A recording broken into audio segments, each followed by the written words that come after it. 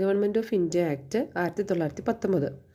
British government നടത്തിയ പ്രഖ്യാപനം ഉത്തരവാദിത്ത ബോധമുള്ള ഒരു ഗവൺമെൻറ് ഇന്ത്യയിൽ സ്ഥാപിക്കുക. മോണ്ടെ ചെംസ്ഫോർഡ് ഭരണപരിഷ്കാരം എന്നറിയപ്പെടുന്ന നിയമവും ഗവൺമെൻറ് ഓഫ് ഇന്ത്യ ആക്ട് 1919 ആണ്. ഈ സമയത്ത് വൈസ്രോയി ചെംസ്ഫോർഡാണ്. മെയിനായിട്ട് ദ്വിഭരണ സമ്പ്രദായം കൊണ്ടുവന്നത് ഈ ആക്റ്റിലൂടെയാണ്. ദ്വിഭരണം എന്ന് പറഞ്ഞാൽ ട്രാൻസ്ഫേർഡ്, റിസർവ്ഡ് എന്നീ വിഷയങ്ങളാക്കി രണ്ടായി തിരിക്കുക ചെയ്യുന്നത്.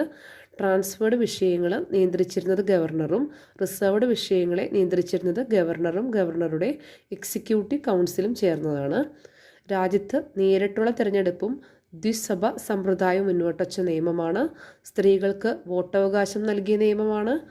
നേരിട്ടുള്ള തിരഞ്ഞെടുപ്പിലൂടെയാണ് ഭൂരിപക്ഷം അംഗങ്ങളും സഭയിൽ അംഗത്വം നേടിയിരുന്നത്. 3 പേരെങ്കിലും ഇന്ത്യക്കാരായിരിക്കണമെന്ന നിയമം വ്യവസ്ഥ ചെയ്ത നിയമമാണിത്. ഇന്ത്യ ഹൈക്കമ്മീഷണർ എന്നൊരു പുതിയ തസ്തിക ലണ്ടനിൽ സൃഷ്ടിക്കുകയും സെക്രട്ടറി ഓഫ് സ്റ്റേറ്റിൽ ചില പ്രവർത്തനങ്ങൾ ഈ ഉദ്യോഗസ്ഥന് നൽകുകയും ചെയ്തിരുന്നു.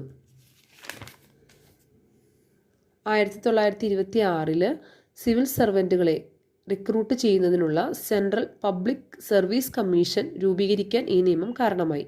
ഈ നിയമം സെൻട്രൽ ബജറ്റിൽ നിന്ന് പ്രൊവിൻഷ്യൽ ബജറ്റിനെ വേർതിരിക്കുകയും പ്രവിശ്യ നിയമനിർമ്മാണ സഭയ്ക്ക് അവരുടെ ബജറ്റുകൾ നടപ്പിലാക്കാൻ അധികാരം നൽകുകയും ചെയ്തു.